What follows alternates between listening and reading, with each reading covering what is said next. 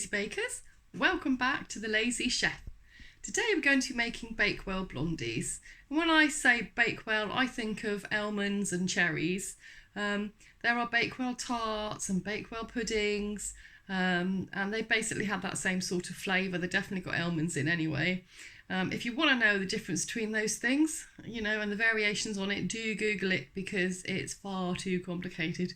And there is a debate as to whether Bakewell tart is named after Bakewell and Derbyshire, but we're not going to get into that because that could be quite as complicated as the Devon and Cornwall clotted cream debate. That was quite difficult to say. Anyway, here we go with Bakewell Blondie. Let's get cooking. Enjoy. Before you start, make sure you melt your butter and cool it down a bit because we're going to be adding it to the eggs and sugar mixture and we don't want them to cook. Just adding the almond essence there, I think it's almond extract, and then you need to whisk it till it's like this, really hard, and then very slowly add your melted butter into the mixture. We want this to remain as light and as fluffy as possible.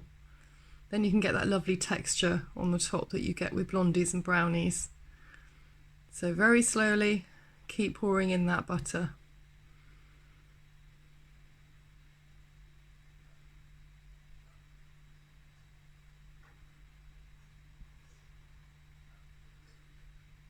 Yep, that slowly, guys.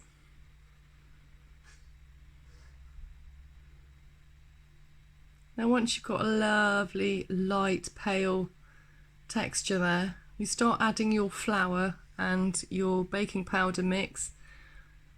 Do it in 3 lots so that you get a nice proper mixture, and between each adage of flour make sure that you scrape the sides down. You don't want to miss anything. So keep whisking. Got it on super speed here. I like it on super speed. I wish I could actually work that fast. It would be brilliant. I think that's the 3rd lot of flour gone in there. Give it another lovely whisk. You can whisk it as fast as you like. We're not folding in the flour. You don't have to do it for very long. Make sure you've got it all up there in your bowl.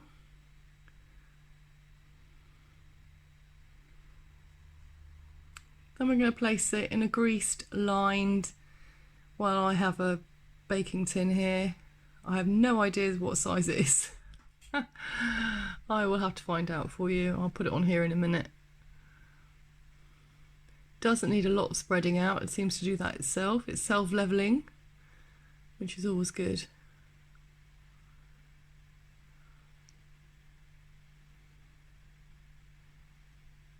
Oh yeah, lick your fingers. Always gotta have a treat. Now I'm gonna add some cherries to it. All I've done is I've actually washed these cherries off because I don't want too much of the sugar in, and I'm just going to throw them on top randomly. Now I haven't mixed them in because they're going to sink anyway, and I know I should probably cut them up smaller, but I actually really like cherries, so they're just cut into half there. Now I'm going to put them in the oven, not for very long, for 20 to 25 minutes. I can't remember the oven temperature, of course. I'll put it up. Here it is. Here it is, all nice and cooked. Now what I've got here is 50 grams of icing sugar and a couple of teaspoons of boiling water, and I want to mix it up so that I can just sprinkle it over the top. Got one of these lovely little mini whisks. I love these mini whisks. I'm using the whisk. I'm just gonna chuck it across the top of the blondie.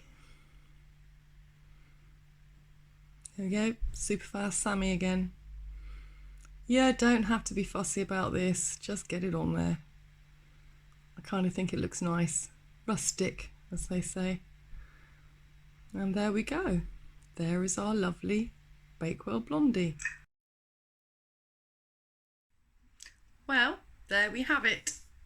One Bakewell Blondie. And it's lovely, and actually it's all the better for the keeping, so keep it for 2 or 3 days and it's much nicer than when it's fresh. I hope you enjoyed our little escapade into Bakewell Lane there, and Let me know if you make it. Let me know what you think of it. And I hope you enjoyed today. Please like and subscribe. It really, really helps me out. Hopefully I'll be back soon. I've got a little chocolate cake thing I'd like to do.